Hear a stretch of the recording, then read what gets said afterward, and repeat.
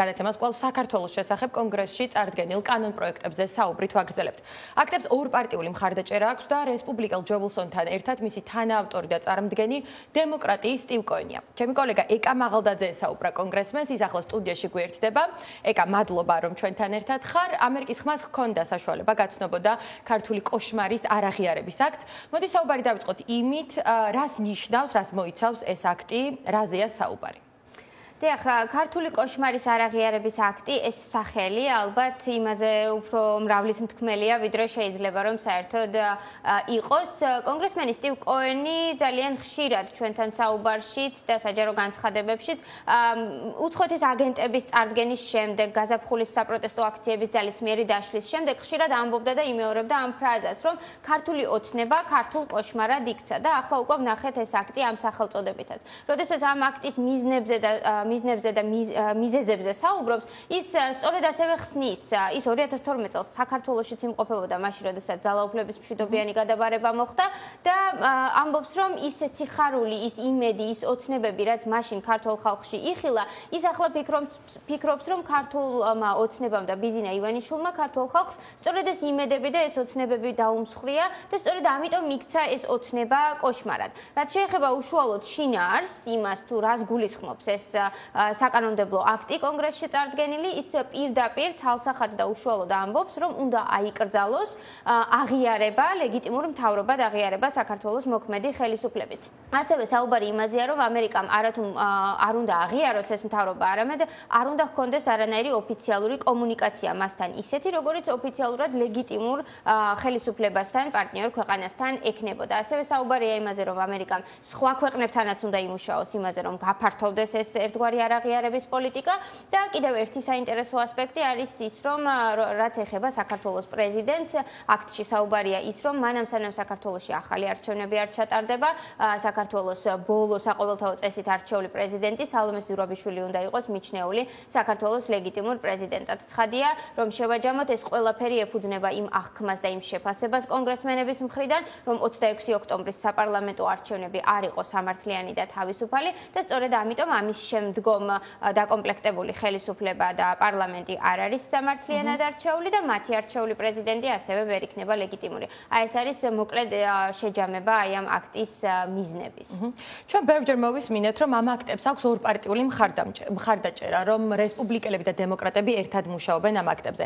ეს არ არის ის, რასაც ხშირად ნახავ ვაშინგტონში, როგორც წესი, ამ ორი პარტიის წარმომადგენლები ბევრ რამეზე უპირისპირდებიან ერთმანეთს, თუმცა წლებია უკვე საქართველოსთან მიმართებაში ერთნაირი მიდგომა აქვს. მოდი ვისაუბროთ იმაზე, რა მნიშვნელობა აქვს ამ ორპარტიულ მხარდაჭერას. დემოკრატების მხარდაჭერა ახლა რესპუბლიკელებით დომინირებულ კონგრესში კანონმდებლებს მაინც დასჭირდებათ ნებისმიერი კანონ პროექტის მიღებისას და ზოგადად კონგრესს რა როლი აქვს საქართველოსთან პოლიტიკის გატარებაში. ეს არის ერთ-ერთი უმნიშვნელოვანესი შეკითხვა, რომელსაც ახლა სვამენ, განსაკუთრებით მაშინ, როდესაც ქართული ოცნების წარმომადგენლები ძალიან ბევრს საუბრობენ რესპუბლიკელი პრეზიდენტის ინაუგურაციაზე და ამასთან დაკავშირებულ იმედებზე. მაშინ, როდესაც ვაშინგტონში ძალიან ბევრი შიდა პოლიტიკის თუ საგარეო პოლიტიკასთან დაკავშირებული საკითხი არის მწვავე პოლიტიკური დისკუსიების და პარტიული განსხვავებების საგანი, ძალიან ბევრი ანალიტიკოსი ჩვენთან საუბარში ამბობს, რომ გამორჩეულად კარგია ის, რომ საქართველოსთან დაკავშირებით, როგორც დემოკრატი, ისე რესპუბლიკელი კანონმდებლები საუბრობენ თავისუფლების, დემოკრატიის, ადამიანის უფლებების ჭრილში და არა მაგალითად პარტიული მიკუთვნებულობისა და პარტიული შეხედულებების თვალსაზრისით. ძალიან მნიშვნელოვანია ის, რომ დემოკრატიული ადმინისტრაცია, როდესაც იღებდა ამა თუ იმ გადაწყვეტილებას ქართულ ოცნებასთან დაკავშირებით, ძალიან ბევრი რესპუბლიკელი კანონმდებელი საკანონმდებლო შტოდან ხელისუფლების ეთანხმებოდა და ხშირად უფრო და უფრო მკაცრ ზომებსაც კი მოითხოვდა დემოკრატიული ადმინისტრაციისგან. ასევე საინტერესოა კონგრესის როლი საგარეო პოლიტიკაში, ის რაც მკითხე, ძალიან ბევრი ანალიტიკოსი ხსნის ამას, რომ ბევრი ქვეყანა და ბევრი ქვეყნის ლიდერი, მათ შორის ქართული ოცნებაც მათი აზრით უშვებს შეცდომას, როდესაც ისინი ფიქრობენ, რომ მთელი ძალაუფლება არის თავმოყრილი თეთრ სახლში. კონგრესს მაგალითად შეუძლია კანონის სახით მიიღოს სანქციების დოკუმენტი, სანქციების პოლიტიკა და ეს ნიშნავს იმას, რომ მისი მოხსნა, მისი შეცვლაც თავად მხოლოდ კონგრესს შეეძლება და ასეთ გადაწყვეტილებაზე თეთრ სახლს არანაირი გავლენა არ ექნება, მაშინაც კი თუნდაც თუ კი ის მას ამ საკანონმდებლო და აღმასრულებელ შტოს ერთი და იგივე პარტიის წარმომადგენლები აკომპლექტებენ და აკონტროლებენ. და კიდევ ერთი საინტერესო საინტერესო ფაქტი, რაც ძალიან შესამჩნევია ჩვენთვისაც, როდესაც მუშაობთ კონგრესმენებთან და ვესაუბრებით მათ, არის ის, რომ ბოლო დროს ერთგვარად გაფართოვდა ქართულ ოცნებაზე საუბრის პერსპექტივა და ის კუთხე თუ როგორ საუბრობენ საქართველოს ხელისუფლებაზე, თუ კი ბოლო დრომდე გვესმოდა დემოკრატიულ უკუსვლასთან დაკავშირებული განცხადებები, დაგმობა, κρიტიკა და ასე შემდეგ, უფრო და უფრო ხშირად გვესმის უშუალოდ რესპუბლიკელი კანონმდებლობისგან ის, რომ ქართულ ოცნებას ხედავენ როგორც არამხოლოდ როგორც ავტორიტარულ და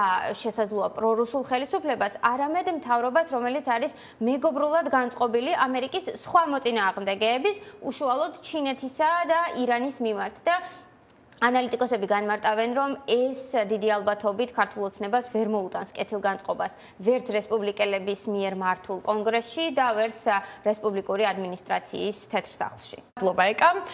მაყურებელს ვეტყვი, ახლა შეგვიძლია ვნახოთ ინტერვიუ, რომელიც ეკამ ჩაწერა კონგრესმენ სტივ კოენთან.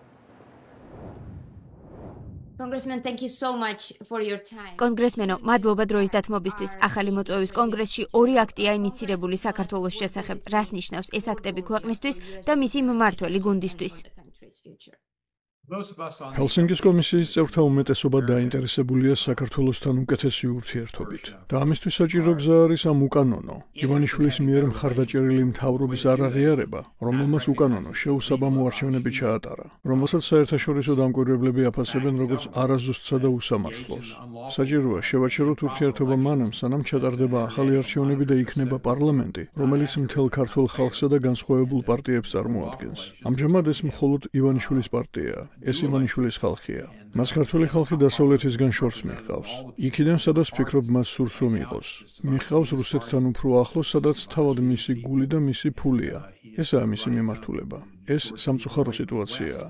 გვაქვს მეგობარი აქტი. პირველი აქტი, რომელიც ავალდებულებს სანქციების გადახედვას ყველა ქართული ოფიციალური პირის მიმართ, ოცნების გუნდის მიმართ, რასაც მე კოშმარულ გუნდს ვუწოდებ.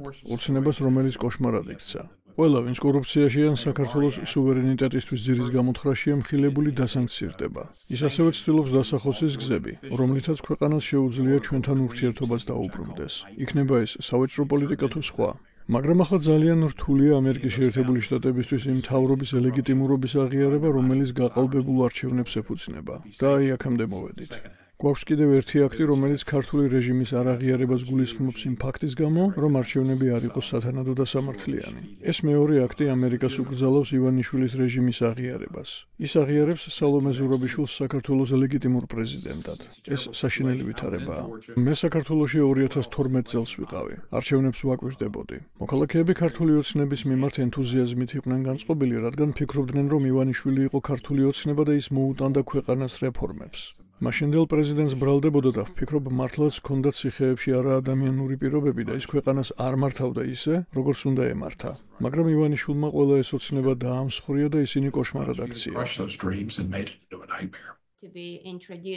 მეგობარი აქტი ახალი მოწვევის კონგრესს განახლებული სახით უკვე წარედგინა, თუმცა რატომ ჩათვალეთ აუცილებლად არაღიარების აქტის ცალკე წარდგენაც? რა დამატებით შრესს ძენს ეს უკვე გაკეთებულ განცხადებებს და მიღებულ ზომებს? რას ნიშნავს ეს ქვეყნისთვის? ეს ნიშნავს, რომ ჩვენ არ გვექნება ურთიერთობა არალეგიტიმურ მთავრობასთან მანამ, სანამ არ დამტკიცდება, რომ საქართველოში ჩატარდა თავისუფალი და სამართლიანი ახალი არჩევნები. ეს უბრალოდ საბაზისო სტანდარტია, რომელიც ჩვენ უნდა დავიცვათ, რომ იყოს თავისუფალი და სამართლიანი არჩევნები, რომ წავახალისოთ დემოკრატია მთელ მსოფლიოში. და ახლა საქართველო არაა ერთ-ერთი ის ქვეყანა, რომელიც ამას აკეთებს. ბიძინა ივანიშვილის როლს თქვენ ხშირად უსვამთ ხაზს და მისი სანქცირებისასაც თქვით, რომ ეს აუცილებლად გადასადგმელი ნაბიჯი იყო. თუმცა ჩვენ არ გვინახავს საქართველოს ხელისუფლების მოქმედი ოფიციალური პირების, მთავრობის მეთაურისა და პარლამენტის ლიდერების მიმართ ფინანსური სანქციები. რას ნიშნავს ან რა გზავნილია უშუალოდ ივანიშვილის სანქცირება? ვფიქრობ, იქნება დამატებითი სანქციები და სანქციების საკითხი განიხილება იმ სხვა ოფიციალური პირების მიმართაც, ვინც ჩართულია დემოკრატიის საზიანო მოქმედებებში. ჩვენ ადმინისტრაციის მუშაობის მიწურულში ვართ და ვფიქრობ, მათ სურდათ ივანიშვილის მიზანში ამოღება, რადგან ისაა ამ ყველაფრის თავი. მნიშვნელოვანი იყო მისის დაწყება. ისაა ყველაზე გავლენიანი პირი მთელ მთავრობაში, მიუხედავად იმისა, რომ ოფიციალური პოზიცია არ უკავია. ისაა ტახტის უკან მდგომი ძალა. ის აკონტროლებს ყველაფერს. სხვა ადამიანების დროს შეიძლება მოგვიანებით დადგეს. სახელმწიფო მდივანი ბლინკენი ბევრი რამის გაკეთებას ცდილობს, მანამ სანამ ჯერ კიდევ ამ პოზიციაზეა.